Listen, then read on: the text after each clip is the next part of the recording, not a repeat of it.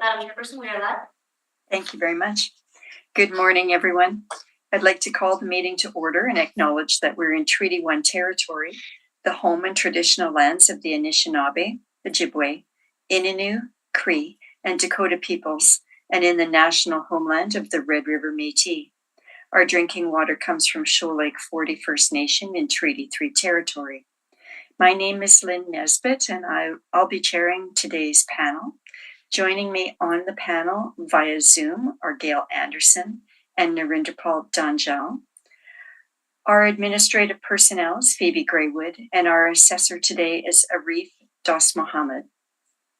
We'll be hearing applications for revision of the assessment roll in accordance with the Municipal Assessment Act. The matters for which revision is requested have been described in each application, and we will limit discussion to those matters. The statements that are made at this hearing are sworn testimony, and anyone speaking to the matters must be sworn in. Be advised that comparisons of assessments of properties are not considered evidence of market value by the Board of Revision. The Board of Revision is appointed annually by Council and is independent of it and the City Administration. It makes its decisions on the basis of the evidence provided at this hearing and issues a written order that will be mailed to all parties as soon as possible. Please note that the Board's decisions with respect to an application may be appealed to the Manitoba Municipal Board if the matter pertains to assessed value or classification, or to the Court of King's Bench if the matter pertains to the application of exemptions from taxation. Should you wish to appeal, information on how to do so will be included with the Board's order. With respect to the hearing process, I'll confirm the points of appeal with your property to be addressed with each applicant following the swearing in. We will then have the assessor's testimony, followed by questions that the applicant may have, and then the applicant's testimony followed by questions. Each side will have an opportunity to summarize if they wish. Once all the evidence about an application has been brought forward, the applicant may leave. The process will repeat for each item on the docket today. The session will close after all the applications have been heard, and the Board will deliberate in private and make its decisions. You will receive the Board's decision by registered mail as soon as possible. As information, all public hearings are live streamed, recorded, and will be part of the public record. We will be hearing item 10 on our docket today. Ms. Graywood, please affirm the assessor's and applicant's testimony. Mr. Das Mohammed, please state your full name. Arif Das Mohammed. Do you affirm the evidence you're about to give at this hearing is the truth, the whole truth, and nothing but the truth? I do. Thank you. And Mr. Navarro, your full name? Marcelo Navarro.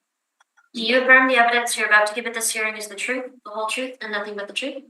I do. Thank you. Okay, good morning, Mr. Das Mohammed and Mr. Navarro. Looks like we've only got the one item on our agenda, file number 24-3468, 37 Sylvan Way. So, Mr. Das Mohammed, when you're ready, you may begin with your evidence, please. Very much. Board of Revision file number 24-3468, roll number 130-953-18900. Address is 37 Sylvan Way. Roll year is 2025. Reference date is April 1st, 2023. Assessed value is $4,386,000. Parcel use is industrial warehouse. Actual year built and effective year built both range from 1996 to 2008.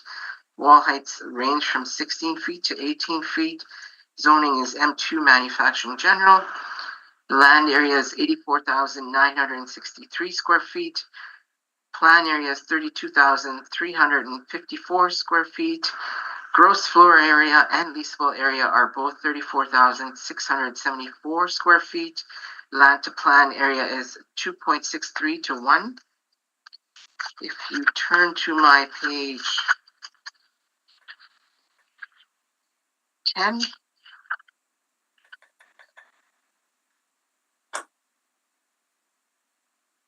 whenever you're ready, Yep, go ahead. Okay, so there's the map of the subject area. It's located in the northwest quadrant of the city. On the following page are the subject parcel boundaries. So it's a irregular shaped lot. On the following page is an overhead view of the subject property. Same with the top of page 13, and then at the bottom of page 13 is the street view.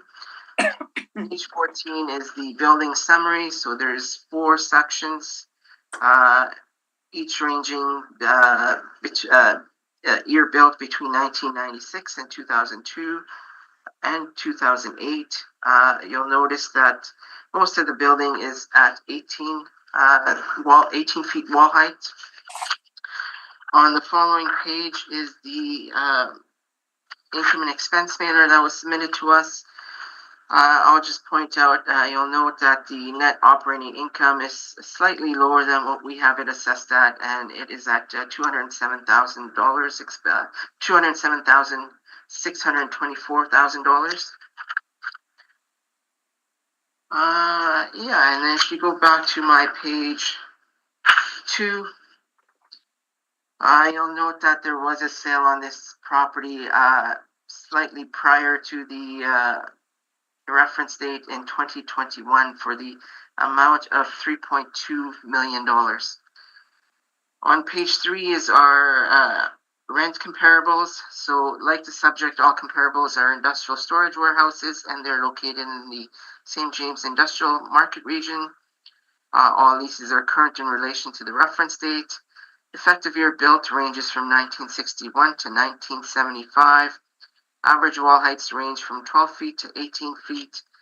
Leasable areas range from approximately 1,700 square feet to 3,500 square feet in order to compare the different leasable areas within the subject property. Net rents range from $6.50 to $7.75 per square foot. On the following page is our workup. So we're using an overall net rental rate of $6.91 per square foot, 3.5% for market vacancy rate, 3% for non-recoverable expenses, $4 per square foot for vacancy shortfall. This gives us an NOI of $219,304. We're capitalizing at an NOI of 5%. This results in a rounded and assessed value of $4,386,000. In the back of my brief, there's various external industry reports. They're all indicating that the Winnipeg industrial market has remained strong and in high demand across all industrial real estate properties in recent years. Vacancy rates have stayed low and stable. Rental rates have steadily increased and cap rates have compressed, trending downward. For the reasons stated above, I believe that the assessed value of $4.386 million should be equitable, and I ask that the board confirm this value, and I'm open to questions. Thank you. Thank you, Mr. Das Mohammed. Mr. Navarro, do you have questions for Mr. Das Mohammed? I don't have any questions. Thank you very much. Ms. Anderson, questions? Yes, thank you. Thanks for your presentation. With regards to the study that you refer to on page 20, I know when it talks about cap rates, Collier's indicate that the cap rates range from a low of 6 to a high of 7.5. So the cap rate used in this instance is 5. So I'm wondering if you can speak to why the cap rate in this instance would be lower than the low end that's described. Yeah, so our cap rate was derived from the model, and the model did regression analysis in the market area, and I do believe that maybe we are too aggressive on our cap rate. I think the cap rate should be a little bit higher. Yeah. Okay. Do you want to speak to? In all honesty, maybe I think the cap rate should be around 6%. Thank you very much. Thank you for your presentation. I have no further questions. Thank you. Thank you, Ms. Anderson. Mr. Donjal, questions for the assessor? Just one question. You were saying that you feel that the cap rate should be at 6% because it's model driven, I'm presuming. Have you seen this property yourself physically? I have not inspected it myself, no. All right. That's the only questions I had. Thank you. Thank you. Mr. Das Mohammed, you say that the cap rate might be too aggressive in your model, and you suggest that it could be higher. But what are the factors that kind of lead you to that opinion that it should be higher? Well, just a couple of things. First, the building was built in different stages, and the wall heights are, they're okay, but they're not like 20 feet wall heights. And then the recent sale in 2021, it was on the market, and it was sold for less than the market, what they were asking. So those factors put together, I think we are slightly aggressive on the cap rate. Okay. And did you investigate that sale and determine it was a valid sale? I did investigate the sale, and I do believe it is a valid sale. Okay. I would just say that that was in 2021, and the reference date is April 1st, 2023. So there should be a little bit of a time adjustment, but I don't believe that our value is indicative of the market. Okay. Thank you, Mr. Das Mohammed, for that. Mr. Navarro. Okay, so we are looking at 37 Sylvan Way. Unfortunately, because of timing with these properties and the amount that we've had lately, not all of these were inspected prior to. I actually went to this property yesterday to look at a completely different issue, which was a permit to see how far along the permit was. In the end, what I found was that there was no construction that had been started yet, so the permit is not even an issue. But you can see on page on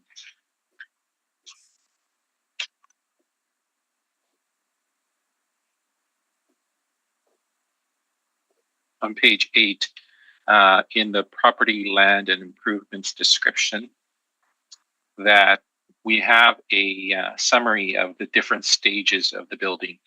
So the first section was built in 1996. That's 14,000 square feet. 18-foot wall height.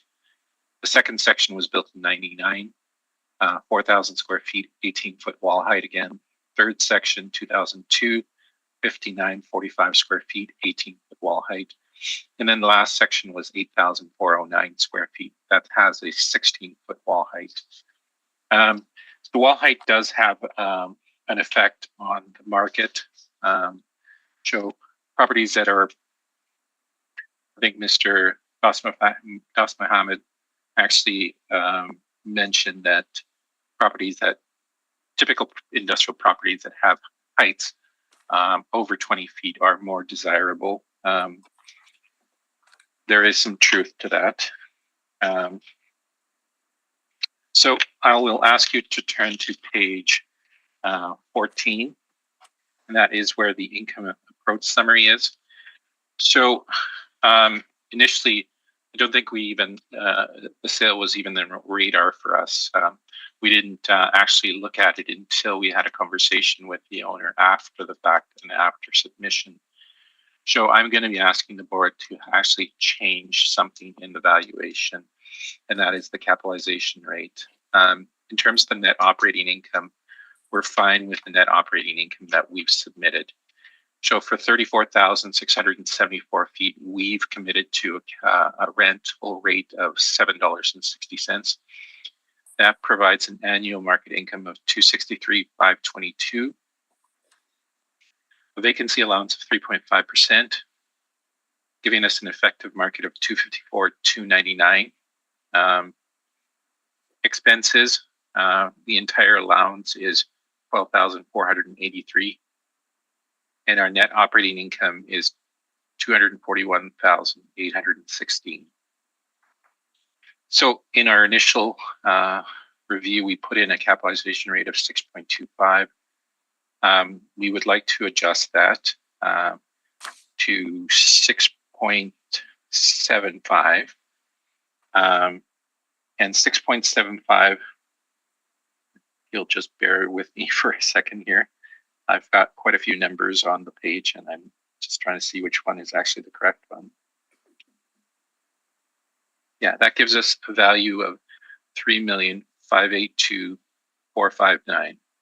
3,582,459, or 3,582,000 rounded.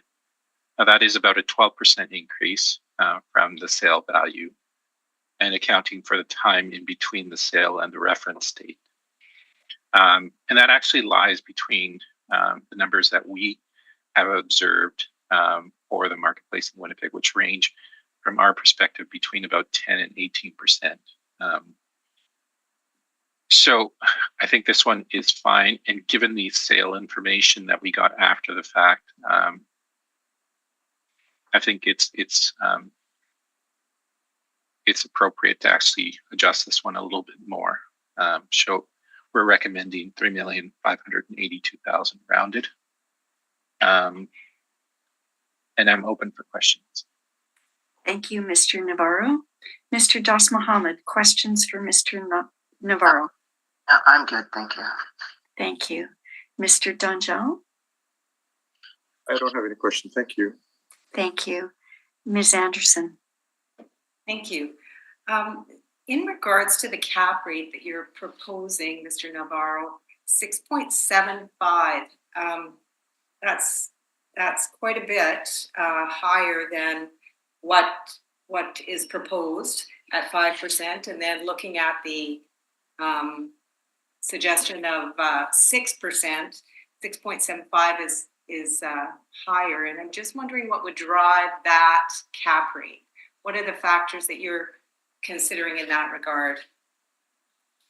So I think the factors are similar to what the assessor has noted, that this was kind of a piecemeal building that was built in different stages. The wall heights are lower than typical for an industrial warehouse or an industrial flex building. Location is fine. The other aspects would be, I think, just the construction quality. And this is a slightly lighter built asset than you would see in some other parts. So that would also probably drive some of it. Lastly, it would be the property itself and the sale that was involved. So when we would calculate out a cap rate for this property, and we probably could calculate a cap rate for this property, I think it would exceed what we actually calculated in terms of 6.75. So I don't think that the modeled rate can be taken seriously simply because it's much too low. So if we were to take that cap rate and adjust it for the net operating incomes that both sides have predicted, you end up with a skewed value. And the assessment, the 2025 assessment, is skewed. I mean, it's $1 million off of what the sale price is, and only accounting for the sale was in September of 21. So we're talking about 12 for, and maybe another 3 months, about 20 months or so, give or take. So it's not even a full 2 years. I just don't see the value of this property increasing that much. So that would have been another reason to adjust the cap rate upwards. In terms of the net operating income, the rents are what they are. So we observe rents. and we apply them based on the actual performance of the property or a market study. So we're comfortable with the rent that we've applied to it. The only other factor that could be adjusted is the capitalization rate. And it has to be somewhat in line with the sale that occurred in September of 2021.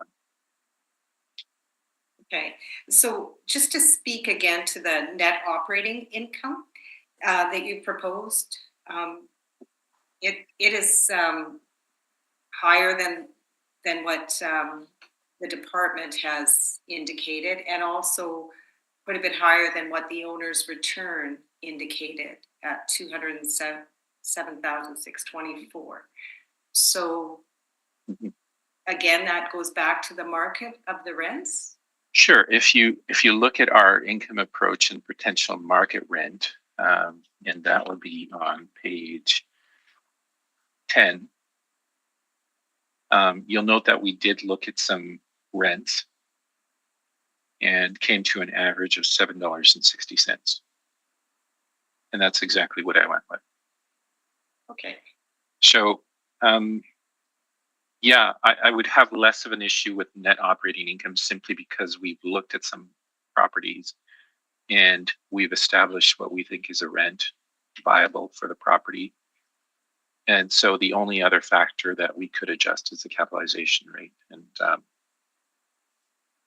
I think that was a given, understanding that the cap rate on the other side was close to 5. So that's where our adjustment would have come to anyways. Okay. Thank you very much. Thanks for your presentation. Yep. And those are all my questions. Thank you. And I have no additional questions. So do either of you have rebuttal evidence? Sorry, I didn't. Not for me, thank you. Okay. Mr. Dos Mohammed, would you like to make a summary statement before we conclude? I'm good, thank you. Thank you. Mr. Navarro? I'm good, thank you. Okay. So with that, we can conclude item number 10. And now we have heard all items scheduled on our docket today, and this hearing is now adjourned. So thank you very much, Mr. Dos Mohammed and Mr. Navarro. Thank you very much. Have a good Have day, a everyone. good rest of your day. Yeah, thank you. Happy holidays. Bye now. Bye-bye.